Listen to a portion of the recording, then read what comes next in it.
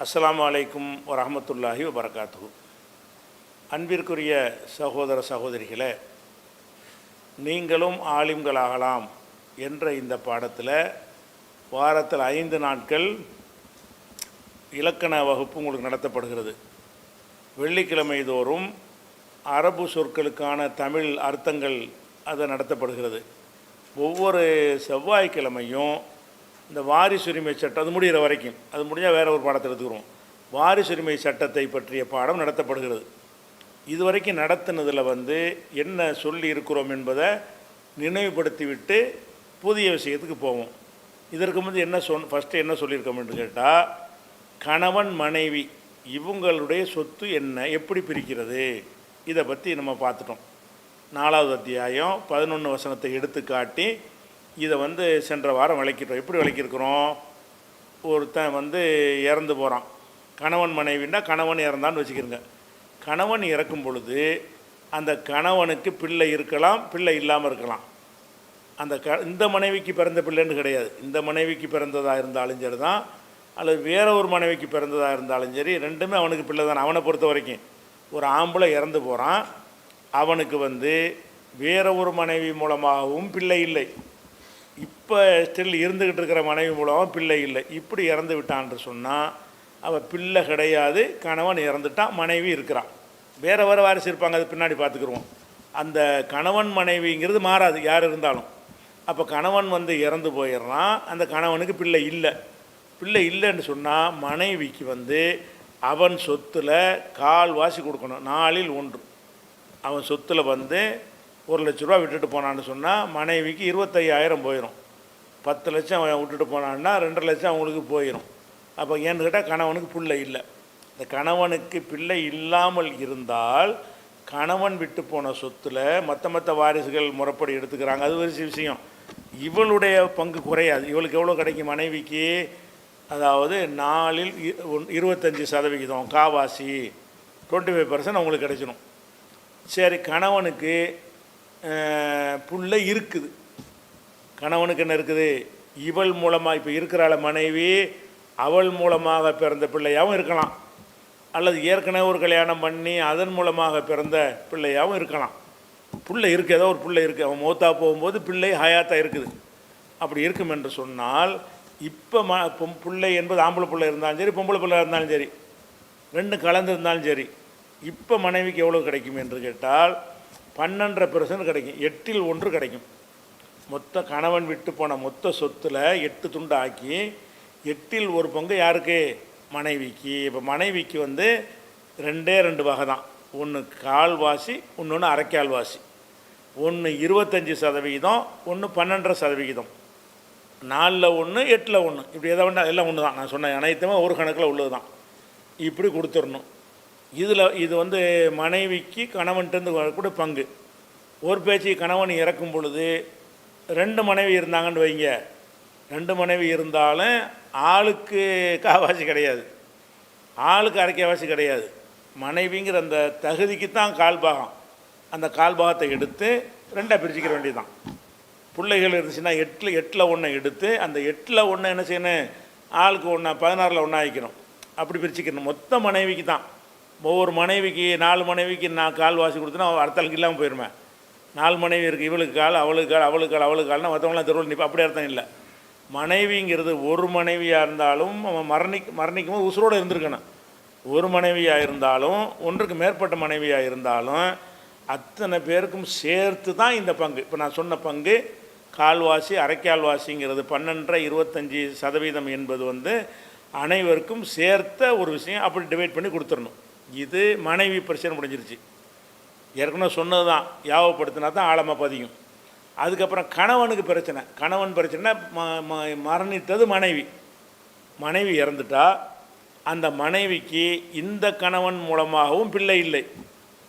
ஏற்கனவே ஒரு கல்யாணம் பண்ணி வாழ்க்கப்பட்டு விவாகரத்தோ அல்லது தலாக்கோ ஆகி இருந்த ஒரு பெண்ணாக இருக்கான்னு வைங்க, அந்த புருஷன் மூலமும் பிள்ளை இல்லை. இவள் இறந்து போகிறா, இவளுக்கு இவன் மூலமோ வேறு எவன் மூலமோ பிள்ளையே இல்லை. அப்படி இருந்தால் அந்த மனைவியுடைய சொத்தில் பிள்ளை இல்லாமல் இருக்குதுல்ல, பிள்ளை இல்லாமல் இருந்தால் சரிபாதி கணவனுக்கு போயிடும். 50%. மனைவி சொத்தில் கணவனுக்கு எவ்வளோ பங்கு? 50%. எப்போ 50%? அந்த இறந்து போன மனைவிக்கு பிள்ளை இல்லாமல் இருந்தால். பிள்ளை இருந்துச்சுன்னு வைங்க, அந்த மனைவிக்கு என்ன இருக்குது? இவனுக்கு பிறந்த ஒரு பிள்ளையோ அல்லது ஒரு பிள்ளையோடு வந்து கல்யாணம் பண்ணிக்கிட்டா வேறு ஆளுக்கு பிறந்த பிள்ளையோ இருக்கும் என்று சொன்னால் அப்போ என்ன கிடைக்கும் என்றால் கணவனுக்கு 25 கிடைக்கும். அதாவது மனைவி கிடைக்கிறது வந்து 25 12, கணவனுக்கு கிடைக்கிறது 50 25. 50% எப்போ கிடைக்கும் என்று கேட்டால் அந்த மனைவிக்கு பிள்ளை இல்லாட்டி, 25 எப்போ கிடைக்கும் என்று கேட்டால் வந்து பிள்ளை இருந்தால். இது ஒரு மனைவியுடைய கணவனுடைய சட்டம் முடிஞ்சு போச்சு. கணவன் ஒருத்தன் தான் இருப்பான், 2 3 இருக்க மாட்டாங்கல்ல, அதனால் ஒன்று தான், அது புரிஞ்சு போச்சு. அப்போ கணவன் விஷயத்தை முடிச்சிட்டோம். அடுத்ததாக என்ன உங்களுக்கு சொல்லியிருக்கோம்னு கேட்டால் பிள்ளை குட்டிகள் விஷயத்துக்கு வர்றோம். ஒரு மனிதன் இறக்குறான். மனிதன் என்பது மக்கள்கிட்ட ஒரு தப்பான ஒரு நம்பிக்கை இருக்குது. அதாவது தகப்பன் சொத்தில் வந்து ஆம்பளை பிள்ளை வாரிசு, தாய் சொத்துல எல்லாம் பொம்பளை பிள்ளை வாரிசுன்றலாம் என்ன செய்கிறாங்க தெரியாமல் அறியாமையினால் கடலோர பகுதியில் வர்ற முஸ்லீம்கள் மத்தியில் தாய் பேரில் உள்ள பொம்பளை கொடுத்துட்றாங்க. இப்படி அப்படிலாம் கிடையாது. தாய் தந்தை 2 பேருடைய சொத்துமே ஒரே சட்டம்தான். அப்போ இறந்து போகிறது ஒருத்தன் இறந்து போயிட்டான், ஒரு ஆம்பளை அல்லது ஒரு பொம்பளை இறந்து போயிட்டா. இறந்து போகும்போது அவங்களுக்கு வேறு வேறு வாரிசுகள்லாம் இருப்பாங்க. அது இருப்பதோட புள்ளை எவ்வளோன்னு ஃபஸ்ட்டு பார்க்கணும். இந்த இறந்து போன அந்த ஆம்பளைக்கோ இறந்து போன அந்த பொம்பளைக்கோ இறந்து போகும் பொழுது உசுரோடு எத்தனை பிள்ளைங்க இருந்தாங்க? ஒரே ஒரு பொம்பளை பிள்ளை தான் இருந்துச்சு. பிள்ளைங்கிற வகையில் வேறு இல்லை, வேறு யாருமே இல்லைன்னு அர்த்தம் கிடையாது. அப்பா அம்மா வேறு வேறு ஆட்கள்லாம் இருப்பாங்க. அதுக்குரிய பங்கு தனியாக கொடுத்துருவோம். எல்லோரும் இருக்கும் பொழுது பிள்ளைங்கிற அந்த கேட்டகரியில் ஒரே ஒரு மகள் தான் இருக்கிறாங்க. அப்படி இருந்தால் முதல்ல பாதியை வச்சிடணும் ஒரு மகளுக்கு. மீதி பாதியிலேருந்து தான் அந்த 6ல் அந்த கொடுக்குறோம்ல வேறு வேறு வாரிசுக்கு அவங்களுக்கெல்லாம் போகும். அப்போ ஒரு மகள் பிள்ளைங்கிற வகையில் ஒரே ஒரு மகள் அந்த அந்த பொம்பளைக்கு உள்ள மகளாக இருக்கணும். இறந்து போனது மனைவியாக இருந்தால் பொம்பளையாக இருந்தால் அவளுடைய மகளாக இருக்கணும். இறந்து போனது ஆணாக இருந்தால் அவனுக்கு பிறந்த பிள்ளையாக இருக்கணும். அப்படி இருந்தால் ஒரு மகளுக்கு உள்ள பங்கு எவ்வளவு? சரி பாதி கொடுத்துடணும். சரி, அந்த அவளுக்கு வேறு உறவினர்கள் இருப்பதோட 2 மகள், ஆம்பளை பிள்ளை இல்லை 2 மகள் இருக்கிறாங்க அல்லது 2க்கு மேலே இருக்கிறாங்க. 2 இருந்தாலும் சரி 200 இருந்தாலும் சரி ஒரே சட்டம் தான்.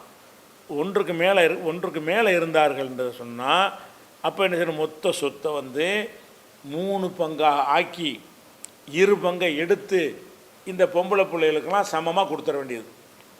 மொத்த சொத்தை 3 பங்காக்கணும். 3 பங்கை 1 பங்கை எடுத்து வச்சிடணும். மற்ற வாரிசுகளுக்கு பங்கு வச்சு கொடுக்கல, ஓடி போயிடும். மீதி 2 இருக்குது. இந்த 2 பங்கு யாருக்குரியதுன்னா 2 பொம்பளை பிள்ளை இருந்தால் ஆளுக்கு 1 முடிஞ்சு போச்சு. 3 பொம்பளை பிள்ளை இருந்தால் இந்த 2 3ஆக பங்கு வச்சு கொடுக்கணும். 5 பொம்பளை பிள்ளை இருந்தால் இந்த 2 பங்கை 5 பங்காக வகுத்து என்ன செய்யணும்? அதுக்கு தகுந்த மாதிரி கொடுக்கணும்.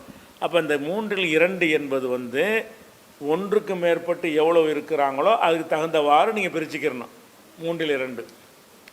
சரி, இறந்து போன ஆளுக்கு வந்து மற்ற வாரிசுகள் இருப்பதோட ஆம்பளை பிள்ளைங்க இருக்குது, பொம்பளை பிள்ளையமாக இருக்குது. 3 வகை. பொம்பளை பிள்ளை ஒரு பொம்பளை மட்டும் இருக்கிறது ஒரு வகை.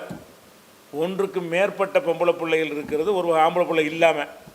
இப்போ சொல்கிறேன் என்னென்னு கேட்டால் இறந்து போன ஆணுக்கோ பெண்ணுக்கோ பிள்ளை இருக்கிறாங்க. எப்படி பிள்ளை இருக்கிறாங்க?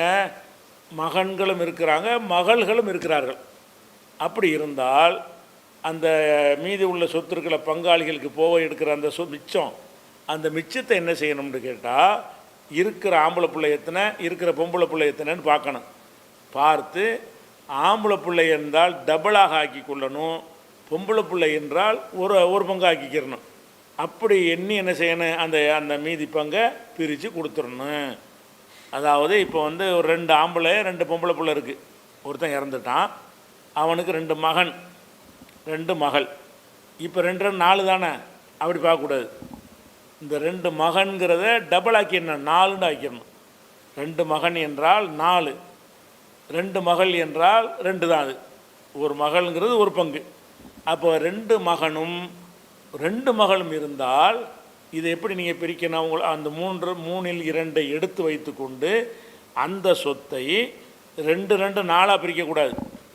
4 2 6ஆக பிரிக்கணும். 2 மகன்கிறவன் 4 மகளுக்கு சமம். அப்போ அது 4.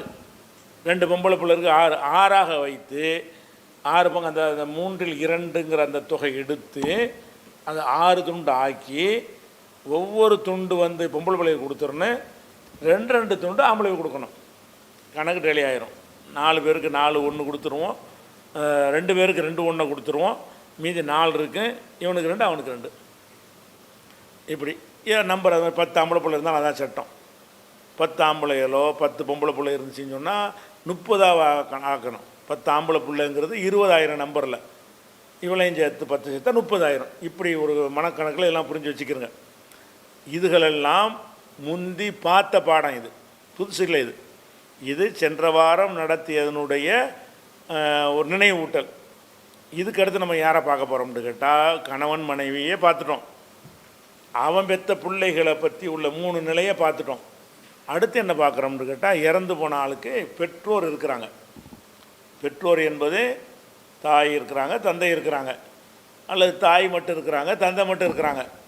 இருக்கிற ஆளுக்கு தான் கொடுக்க போகிறோம். தாய் தந்தை இருந்தாங்கன்னு சொன்னால் ஒவ்வொருத்தருக்கும் 6இல் 1. ஒரு மனுஷன் இறந்துட்டான், அவனுக்கு அம்மா இருக்கிறாங்க, மொத்த சொத்தில் 6இல் 1. அவங்களுக்கு அப்பா இருக்கிறாங்க, பாப்பா இருக்கிறாங்க, அத்தா இருக்கிறாங்க, அவருக்கு 6இல் 1. அப்போ இறந்து போன ஆட்களுக்கு வந்து பிள்ளை, அதாவது தாய் தந்தை இருக்கிறாங்க. இப்போ நான் வந்து மூத்தா போகும்போது என்னுடைய வாப்பா உசுரோடு இருக்கிறார். உசுரோடு இருந்தால் தான் கிடைக்கும். மூத்தா போகும்போது யார் உசுரோடு இருக்கிறாங்களோ, அப்போ நான் மரணிக்கிறேன்.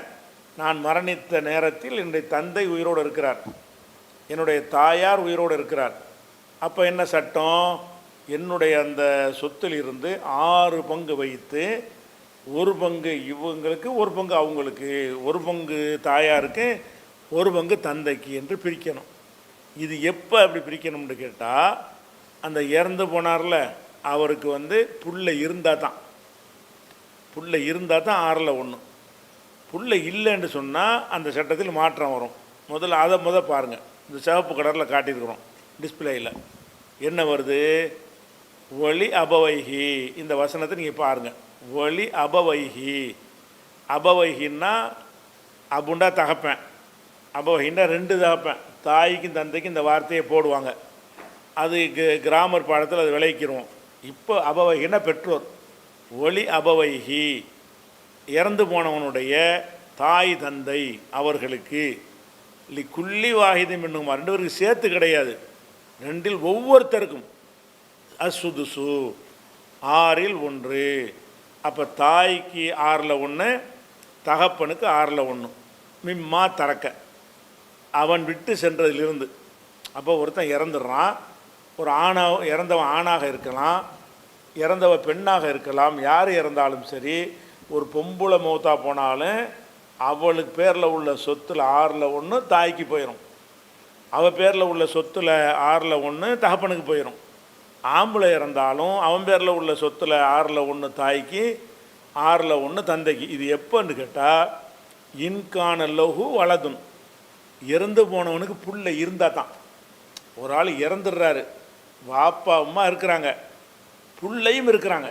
யாருக்கு? இந்த வாப்பா அம்மாக்கள். அவனுக்கு இறந்து போனவனுக்கு ஒரு மகன் இருக்கிறான், அல்ல ஒரு மகன் இருக்கிறா, ஏதோ ஒரு பிள்ளைகள் இருக்கிறாங்க, அதோடு சேர்த்து தாய் தந்தை இருக்கிறாங்க.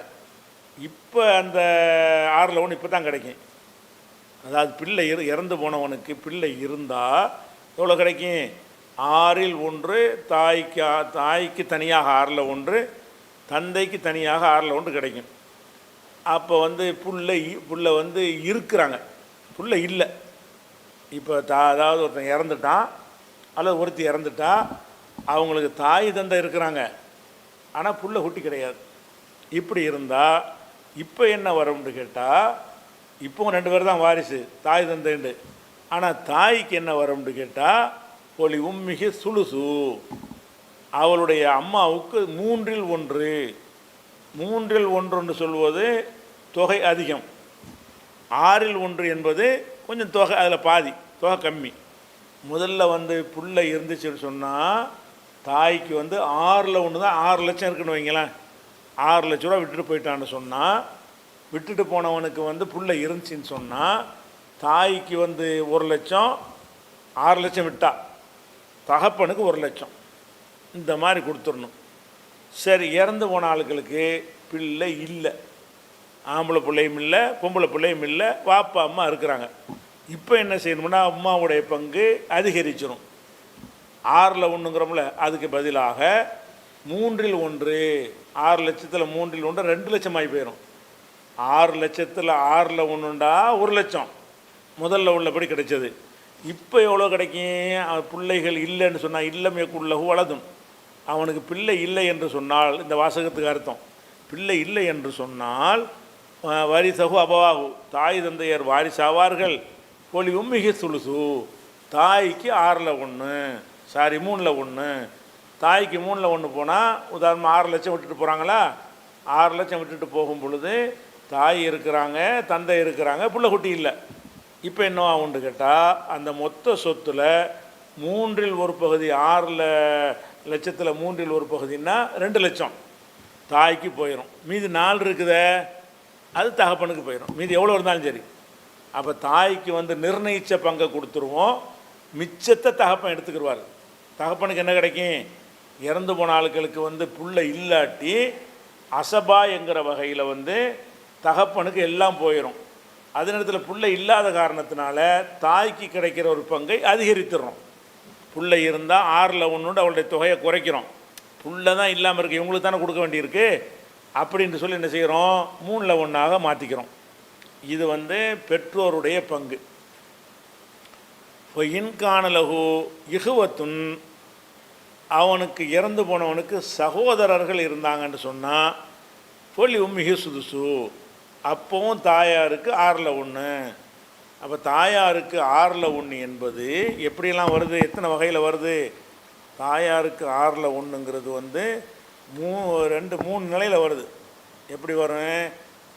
அப்போ தாயுடைய பங்கை எப்படி அல்லாஹ் சொல்கிறான்னு கேட்டால், இறந்து போன ஒருத்தருக்கு பிள்ளைகளே இல்லை, பிள்ளைகள் இல்லாமல் இருக்கிறதோட சகோதரர்களும் இல்லை, பிள்ளையும் இல்லை சகோதரனும் இல்லை. நான் மூத்தா போயிடுறேன், எனக்கு பிள்ளையும் இல்லை, எனக்கு அண்ணன் தம்பியும் இல்லை. அந்த மாதிரி பிள்ளைகளும் இல்லாமல் சகோதரன் இல்லாமல் இருந்தால் அப்போ என்ன வரும்னு கேட்டால், தாய்க்கு 3/1 கிடச்சிரும். ஏன்னா இப்போ சகோதரன் இல்லைல்ல, பங்கு மிச்சமாக இருக்கும்ல, பிள்ளைகளும் இல்லையில, பங்கு அதிகமாக இருக்கும்ல. அதனால் தாய்க்கு எவ்வளோ கிடைக்கும்னா 3/1 கிடச்சிரும். அதே நேரத்தில் இறந்து போன ஆளுக்கு சகோதரர் இருக்கிறாங்க, பிள்ளைகள் இல்லை, சகோதரர் இருக்காங்க, தாய் இருக்கிறாங்க. இப்போ சகோதரர் இருந்தாங்கன்னு சொன்னால் இப்போ சகோதரனுக்கு கொஞ்சம் கொடுக்க வேண்டியிருக்கும்ல. அதனால் என்ன ஆகும்? ஆம்பளை பிள்ளை இல்லாதனால சகோதரனுக்கு பங்கு போகும்.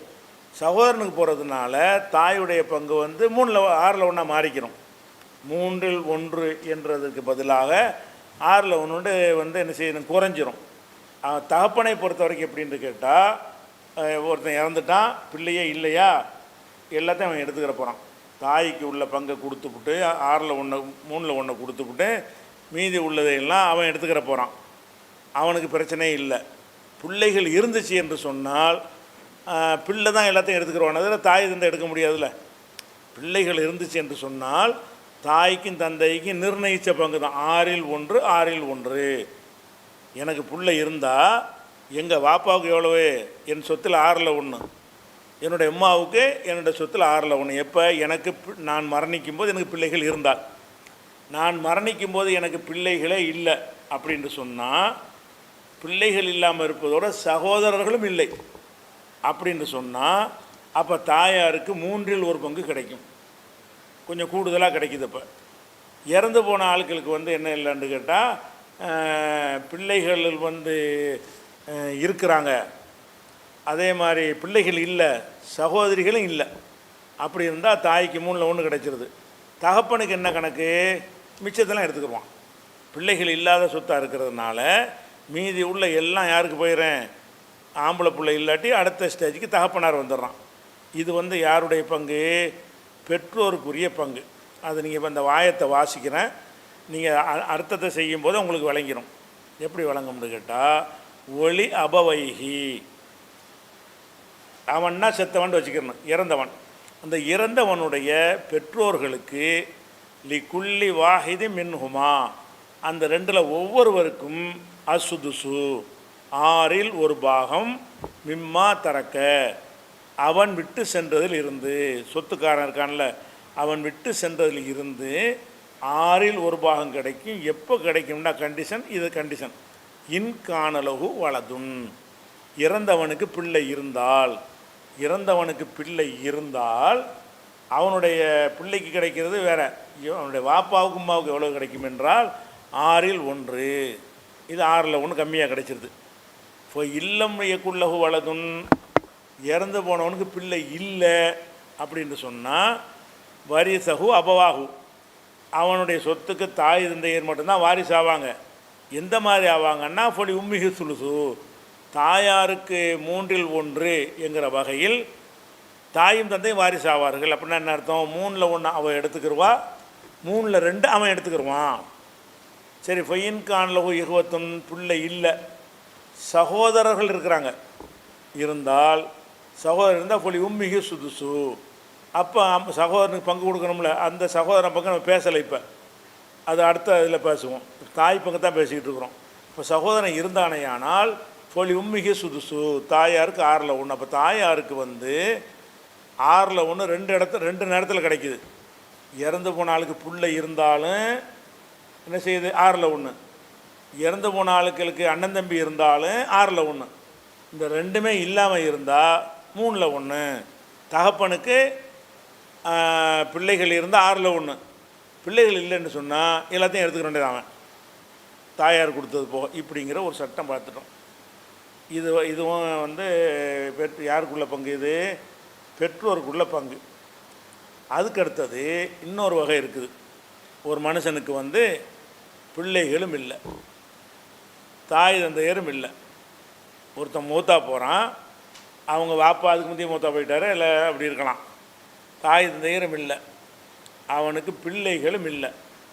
இப்படி இருந்தாங்கன்னு சொன்னால் இந்த மாதிரி ஆட்களுக்கு இருவிதமான சட்டங்கள் குர்ஆனில் சொல்லப்பட்டிருக்கு.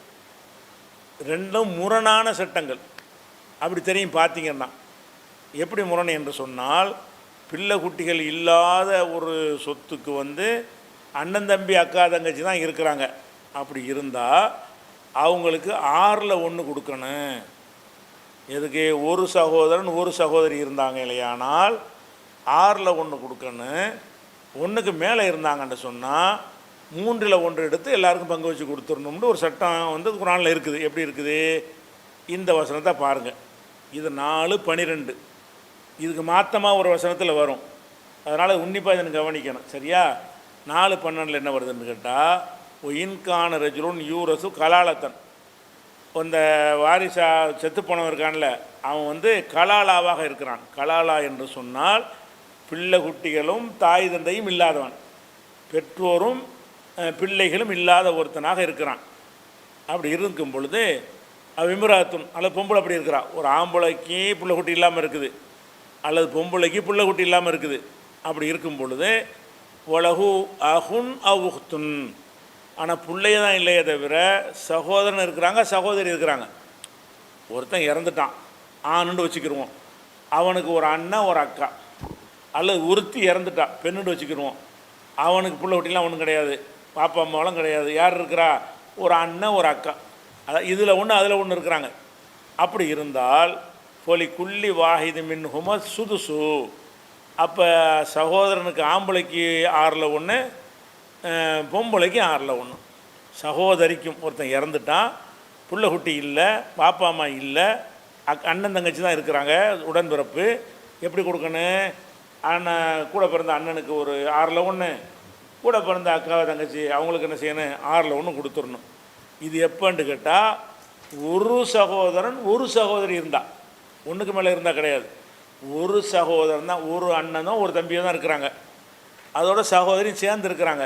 அப்படி இருந்தால் என்ன செய்யணும்? வாப்பாவும் இல்லை, அம்மாவும் இல்லை, புள்ள குட்டியும் இல்லை, அண்ணன் தம்பி தான், அண்ணன் இருக்கிறாங்க, அக்கா இருக்கிறாங்க, இதில் 1 அதில் 1 இருக்கிறாங்க, ஆம்பளை 1 பொம்பளை 1 இருக்கிறாங்க. இப்படி இருந்தால் 2 பேருக்கும் 6ல் 1. எப்படி? வாசகத்தை கவனிங்க. உலகு அஹுன் அவுஹ்துன், இறந்து போனவனுக்கு புள்ள குட்டி இல்லை, ஆனால் யார் இருக்கிறாங்க? அஹுன், ஒரு ஆம்பளை சகோதரன், அவுஹ்துன், ஒரு பொம்பளை சகோதரி இருந்தால் ஃபொலி குல்லி வாஹிது மின் ஹும சுதுசு, அவங்க ஒவ்வொருத்தருக்கும் ஆறில் ஒரு பாகம் உண்டு. ஆறில் ஒரு பாகம் உண்டாச்சா? சரி. இப்போ இன்கானு அக்ஸரம் தாளிக்க, இதை விட ஜாஸ்தியாக இருப்பார்களே ஆனால் ஃபஹும் சுரக்காவு ஃபி சுலுசி, அவங்க வந்து 6/1 பதிலாக 3/1 எடுத்துக்கிடுவாங்க. 3/1ன்னா தொகை கூட. 6/1ன்னா அதில் பாதி தொகை தான். 3/1ன்னா 6/1 டபுளு. அப்போ ஃபயின்கானு அக்ஸரம் தாளிக்க, இந்த ஒரு சகோதரன் ஒரு சகோதரிக்கு பதிலாக 3 பேர் இருக்காங்க, 5 பேர் இருக்காங்கன்னு வைங்களேன், இப்படி இருப்பார்களே ஆனால் ஃபஹும் சுரக்காவு ஃபி சுலுசி, அவங்க 1/3 எடுத்து அதை எல்லாரும் பிரித்து கொள்ள வேண்டும். இது யாருக்குள்ள சட்டம்? புள்ளக்குட்டியும் தாய் தந்தையும் இல்லாமல் உடன்பிறப்பு மட்டும் இருக்கிறாங்க. ஒரு ஆம்பளை உடன்பிறப்பு, ஒரு பொம்பளை உடன்பிறப்பு அப்படி இருந்தால் இவங்களுக்கு 6/1, அவளுக்கு 6/1.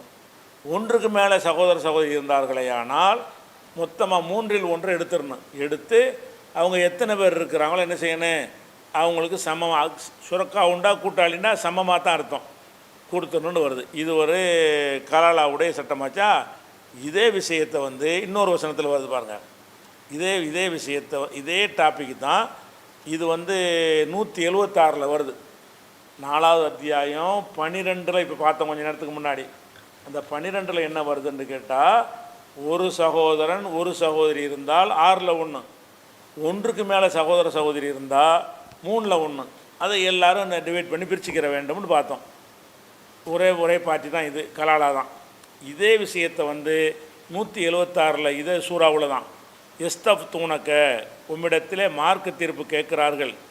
குல் நபி நீங்கள் சொல்லுங்கள், அல்லாஹு யுஃப்திக்கும் ஃபில் கலாலா, கலாலா விஷயமாக அல்லாஹ் உங்களுக்கு தீர்ப்பளிக்கிறான். கலாலான்னா பிள்ளை குட்டியும் தாய் தந்தையும் இல்லாதவங்க தீர்ப்பளிக்கிறான். எப்படி தீர்ப்பளிக்கிறான்? இனிமுரு உன் ஹலக்க, ஒருத்தன் இறந்து போய் விடுகிறான். ஹலக்கன்னா நாசமாக போகிறது, ஹலாக்கா வருது, இறந்து போகிறது. லைசலஹு வலதுன், அவனுக்கு புள்ளை இல்லை. ஒருத்தன் இறந்துடுறான், அவனுக்கு புள்ளை இல்லை. உலகு உஹ்துன், அவனுக்கு இருக்கிறது ஒரு சகோதரி தான். அப்படி இருந்தால் ஃபலஹா நிஸ்ஃபு மாத்திரக்க, அவளுக்கு வந்து அவன் விட்டு சென்றதில் பாதி இருக்கிறது. இதில் எவ்வளோ வந்துச்சு? 6/1 வந்துச்சு. இந்த 4/12 என்ன வந்துச்சுன்னு சொன்னால், ஒரு சகோதரன் சகோதரிக்கு வந்து 6/1 வருது. 6/1ன்னா கம்மி. இப்போ எவ்வளோ வருது? பாதி வருது. அதாவது ஒருத்தன் இறந்துட்டான், புள்ள குட்டி இல்லை, வாப்பா அம்மாவெலாம் இல்லை, இறந்தவனுக்கு ஒரு அக்காவோ தங்கச்சியும் இருக்கிறாங்க. அக்கா தங்கச்சிக்கு உலக உக்துன், ஒரு சகோதரி தான் இருக்கிறாள். ஒரு சகோதரி இருந்தால் ஃபலஹா நிஸ்ஃபு மாத்திரக்க, அவன் விட்டு சென்றதில் சரி பாதி சகோதரிக்கு போயிடும். புள்ள குட்டி இல்லாத சொத்தாக இருக்கிறதுனால சரி பாதி போயிடும். அப்போ இதாகிடுச்சா? ஒஹுவ எரிசுஹா, இது வரைக்கும் என்னது? கலாலாவுடைய சொத்து வந்து முதல் சொன்னது வந்து 6/1, இப்போ வந்து பாதின்னு வருது. மீதி உள்ள சட்டமும் அது மாதிரி தான் வருது. இப்போ இது ரெண்டு முரண்பாடாக வருதுன்னு நீங்கள் நினச்சிங்கன்னு சொன்னால், முரண்பாடாக நம்ம பார்க்க வேண்டியதில்லை. ஏன்னு கேட்டால், இந்த 4-12 வசனம் இருக்குதுல்ல, இது வந்து துவக்கத்தில் வந்த ஒரு வசனம். இந்த 4-176 இருக்குல்ல, இந்த கலாலா சம்பந்தமாக, இதுதான் கடைசியாக வந்த வசனம். இதை பற்றி புகாரியில் ஒரு ஹதீஸ் வருது. என்ன வருதுன்னு கேட்டால், 4364வது ஹதீஸில் வருகிறது, ஆகிரு சூரத்தின் நசலத்து காமிலத்தன், முழுமையாக இறங்கிய சூறாக்களில் கடைசியாக இறங்கியது பராத்து சூறா. ஆகிரு சூரத்தின் நசலத்து, கடைசியாக இறங்கிய சூறா வந்து ஹாத்திமத்து சூரத்தின் நிசாவுடைய சூறாவுடைய 4வது சூறாவுடைய கடைசி வசனம். அப்போ இந்த கடைசி வசனங்களில் கடைசியாக இறங்கினது எதுன்னு கேட்டால் இந்த 476 தான். அப்போ ஒரு விஷயத்தில் முரண்பாடாக இருக்குது. ஒரு வசனம் வந்து 10 வருஷத்துக்கு முன்னாடி அருளப்பட்டதாக இருக்கிறது, இன்னொரு வசனம் வந்து போன மாதம் அருளப்பட்டதாக இருக்கிறது. இது பிந்துனது, அது முந்துனது, ரெண்டு ஒன்றுக்கு ஒன்று முரணாக இருக்குது. அப்போ என்ன சட்டம்? பிந்தினதை வந்து என்ன செய்யணும்? எடுத்துக்கொள்ளணும். முந்தினது மாற்றப்பட்டுருச்சு. இப்போ வந்து எடுத்துக்கிட்டால், இப்போ அந்த கலாலாவுடைய விஷயத்தை பேசும் பொழுது நம்ம எதைத்தான் பேசணும்? 4-12 பார்க்காம, இதுதான் இப்போ சட்டம். 4-176 தான் பார்க்கணும். 4-12 இந்த சட்டம் சொல்லப்பட்டிருக்கு. அதில் பங்கு கம்மியாக சொல்லப்பட்டிருக்கிறது. 176 வந்து இந்த சகோதர சகோதரிகளுக்கு அதிகமாக கிடைக்கக்கூடிய வகையில் இருக்குது. எப்படி வருது? இனிம்ரவுன் ஹலக்க, ஒரு மனிதன் மரணித்து விட்டான். லைசலகு வலதுன், அவனுக்கு பிள்ளை இல்லை, தகப்பனும் இல்லாமல் இருக்குன்னு அது பின்னால் சொல்லியாச்சு. பிள்ளை இல்லாட்டாலும் உலகு துன், ஒரு சகோதரி மட்டும் இருந்தால் நிசுஃபு மாத்தரக்க, அவன்டா இறந்து போனவன் விட்டு சென்றதில் பாதி கிடைக்கும். 6/1 வச்சு 6/1 கிடையாது, இப்போ பாதி கிடைத்து விடும். ஒகுவ எரிசுகா, அவன் யார்? இப்போ வந்து ஆம்பளை இறந்ததுனால பொம்பளை வந்து சகோதரி ஆயிடுறான். இப்போ இறந்து போனது எது? பொம்பளை இறந்து போயிட்டா. இப்போ யார்? ஆம்பளை வாரிசாயிருப்பான். ரெண்டு வரும்ல. அதாவது ஒருத்தன் புள்ள குட்டி இல்லாத சொத்து, செத்து போனவன் ஆம்பளை. அப்போ யார் இருப்பா? சகோதரி இருக்கிறா. புள்ள குட்டை இல்லாத சொத்து, செத்து போனது சகோதரி. அப்போ என்னது? அப்போ வந்து இறந்து போன ஆள் வந்து அவருக்கு சகோதரி இருக்கலாம், இறந்து போகிறது பெண்ணாக இருந்தால் சகோதரன் இருக்கலாம். ஒருத்தருக்கு ஒருத்தர் வாரிசாவாங்க. இறந்து போன ஆளுக்கு ஒரு சகோதரி மட்டும் இருந்தால் பாதி, ஒரு சகோதரன் மட்டும் இருந்தால் ஒகுவ எரிதுகா, அதுக்கு லிமிட்டு கிடையாது. அவன் அவளுக்கு வாரிசாவான் அப்படின்னு எல்லாத்தையும் எடுத்துக்கிறான்னு அர்த்தம். இப்போ நான் மூத்தா போயிடுறேன், எனக்கு ஒரு அக்கா மட்டும்தான் இருக்கிறாங்க, அதில் ஒரு தங்கச்சி மட்டும்தான் இருக்கிறாங்க. என்னுடைய சொத்தில் சரி பாதி எடுத்து அந்த ஒரு அக்காவுக்கு கொடுத்துடணும். அதே நேரத்தில் வந்து எங்கள் அக்கா இறந்துட்டாங்க, அவங்களுக்கு பிள்ளை குட்டிலாம் இல்லை, அவங்களுக்கு வாப்பா அம்மாவெலாம் இல்லை, எங்கள் அக்கா மூத்தா போய்ட்டு நான் தான் இருக்கிறேன். மூத்தா போனது எங்கள் அக்கா. இப்போ சகோதரனாகிய நான் இருக்கிறேன். எங்கள் அக்கா சொத்தில் எனக்கு என்ன கிடைக்கும்? எங்கள் அக்காவுக்கு பிள்ளை குட்டி இல்லாதனாலையும், எங்கள் அக்காவுக்கு வந்து தாய் தந்தை இல்லாதனாலையும் என்ன கிடைக்கும்? இந்த சகோதர பங்கு தான் கிடைக்கும். அப்போ என் சகோதரியுடைய பங்கில் எனக்கு என்ன கிடைக்கும்னா, ஆம்பளை வந்து பிள்ளை இல்லாத சொத்துக்கு வந்து அசபாங்கிற முறையில் ஆம்பளை வாரிசு எடுத்துக்கிடுவாங்க. இறந்து போன ஆளுக்கு ரொம்ப நெருக்கம் மகன் இருந்தால் மிச்சத்தில் அவன் அள்ளிக்கிட்டு போயிடுவான். மகன் இல்லைன்னா தகப்பன், அவன் அள்ளிக்கிட்டு போயிடுவான். இப்போ 2 பேரும் இல்லை என்று சொன்னால் சகோதரன் ஆம்பளை இருக்கான்ல, இந்த ஆம்பளை தான் எல்லாத்துக்கும் வாரிசு ஆயிடுவான்.